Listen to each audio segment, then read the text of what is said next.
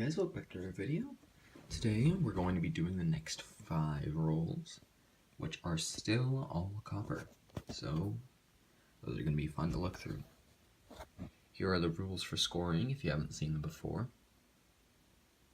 You can pause it at any point. Oops. Noteworthy is just if I think something's really cool. For example, I used 7 wheats in 1 roll. That was noteworthy, so I gave it 5 bonus points. So I'm just going to set the camera up here. And let's get going. So, first roll. Let's see what it contains. Right off the bat, there's a 69 ender. That's really shiny. So I'll probably be keeping that. Since there were so many uncirculated last box, I decided not to count the anything that was newer than, what was it, 1970 for any points, because there's just too many. And this is going to be really nice because I see really good wheat here. A really high quality one. And we'll see what else there is in this roll. You know, these rolls are just crazy because they were all rolled in probably 1981. Haven't seen any 82s. I did see one 1992 at random in one of the rolls. So there is the other possibility that these are just copper rolls that somebody turned in for some reason. Let's start to sort out the nicer ones. So that's nice. Oops. Gotta stop dropping them. And there's just going to be a lot of uncirculated pennies in these rolls because, well, that's true of any roll. It's just that these ones are older. So I'll want to keep most of them. So remember, the 60s uncirculated are the only ones that are going to count. So even though I'm probably going to roll up all of these uncirculated coins, last box we only got 8 points from them because there's not that many 60s uncirculated in here. It's just like how you don't really see a large concentration of uncirculated coins from the 70s nowadays. Or, not 70s, I guess that would translate to the 80s. But yeah, even those you would see only like 1 or 2 per roll. Like here's a 64 finally, that I think I would consider uncirculated. That's going to be the oldest uncirculated coin so far. These two are stuck together, which is interesting. Let's see if I can pull them apart. No, they're really stuck. And let's just flip the last ones over, make sure there's no San Franciscos. Okay. So I'll take all of these normal coins. I've adjusted my setup so that it's much easier to dispose of these. Well, not dispose, they're just going into a box to be re-rolled later, because I don't want to re-roll them as I go. That would just make the video way too long. Considering just speeding up the video, because it does, last video was really long. And there we go. So we have 3 wheat cents here. They all came out reverse up. This one I'd like to see what it is because it's got a lot of luster on it. It's really nice. It figures it's a 58D. There are so many 50s wheats in these rolls. Like they're predominantly 50s. It's 53D. And another 58D. Just one. This one's just not as nice. But yeah, beautiful 58 right here. That one's going in a 2x2 later. So let's put those down here. And let's get to the next roll.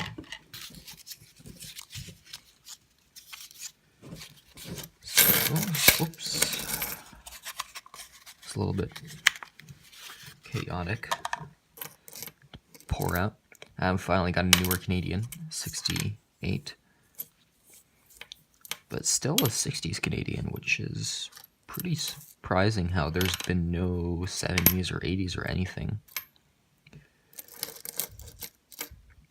So it seems like the uncirculated are particularly nice in this roll. Like, specifically the 72s. For some reason there's been a lot of 72s that have been really nice. Or 73s. It's like there were a couple random years where they must have stored a lot of pennies and then rolled them up later.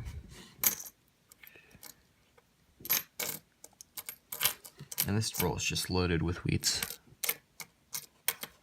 Alright, let's start picking them out. There's one. There's one. Here's one. There's another one. 5 wheats already. Haven't checked for any 59s yet, but I should, because, well, they're easy to miss, because they only look like memorials on the back. That's a nice one. And a lot of these are nice, but just not nice enough. Okay, is this a small date? Let's see. No, that looks like a large date to me. Yeah, what's this last one? That's just a mangled 63. Alright, so we have our wheats here. And a pile of uncirculateds, and I'm just going to take all of these off the table.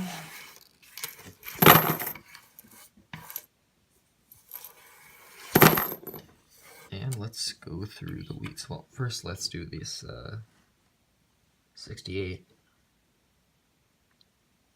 Whoops, come on. It's in pretty nice shape. About what you would expect. And the wheats, so 57D. I think that's like the 6th one in this box. 41. That's a nicer tape. 51. It's got a bit of dark toning to it. 42. That's the first 42 I've found in this box. Or this year too. Yeah, this is the first ton of the year. 57, that's the first 57 plain. There's been lots of 57 Denvers, but no plains. So, a few interesting finds in that roll. Well, lots of interesting finds. There were 5 wheats. I mean, there's no calling that uninteresting. Which brings us to like 22 total for the box. I'm already nearly to my record.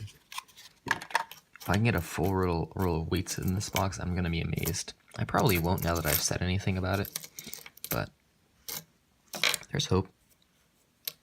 And I am touching the piles from earlier. I have a bunch of stacks of uncirculated coins and I just knocked some over. So there's a wheat, and I think that's the only one in this roll, but we'll see. So 64, 69, 66. That's a good one.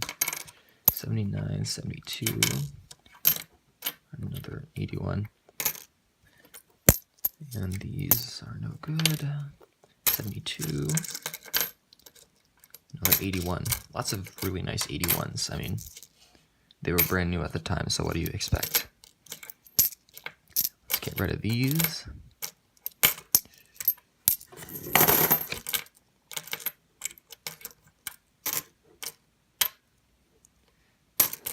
And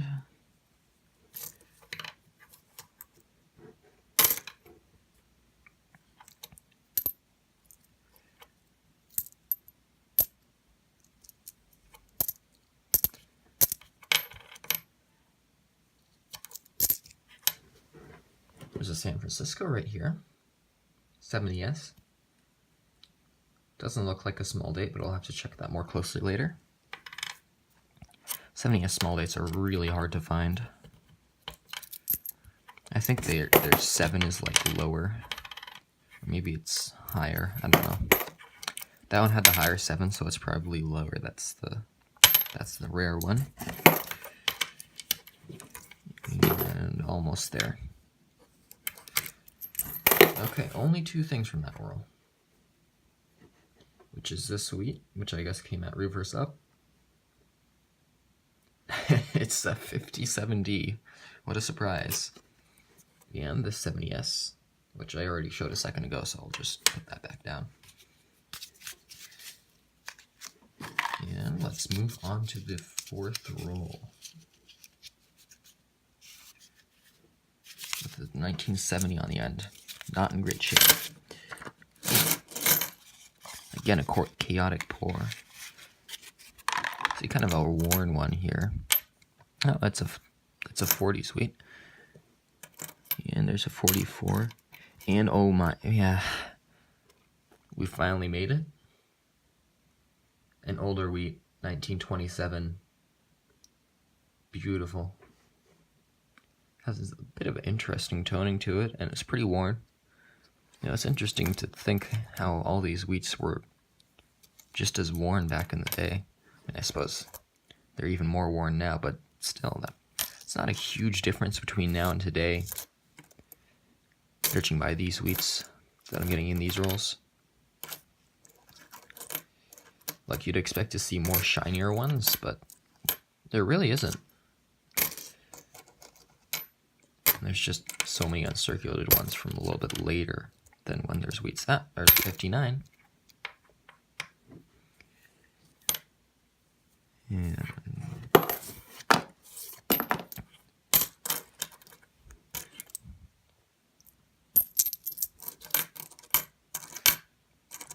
there's a nice 74 and a 73 together. Again, mid to early 70s, or just early 70s really. Those seem to be the best shape ones. Oh, look at this one. That's got some cool toning on it. Wow. Yeah, that's really cool. Does that happen on the other side?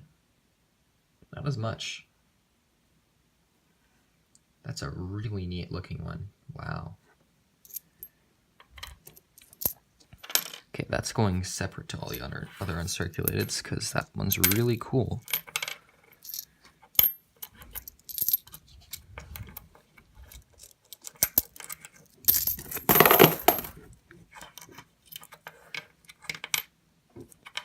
That's a 60 plain, but it's not a small date. I write 60D small date because I never find 60 plain small dates, but if I did find a 60 plain small date, that would be really cool and I would keep it because they're actually a lot rarer than 60D.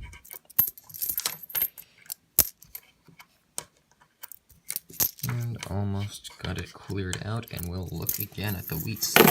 Looks like I didn't get any 40s wheats this time, which is interesting because that's been the story of the whole box, 1950s. Got this guy, which I think is a 40S, which is a date that I don't know if I found before. Probably didn't. I don't know, there's a chance. But that's still a cool one. So 40S, 1944, the classic. Highest mintage of all the wheats. And this great 1927. That's probably just a G, but still really cool to find it. And a 59.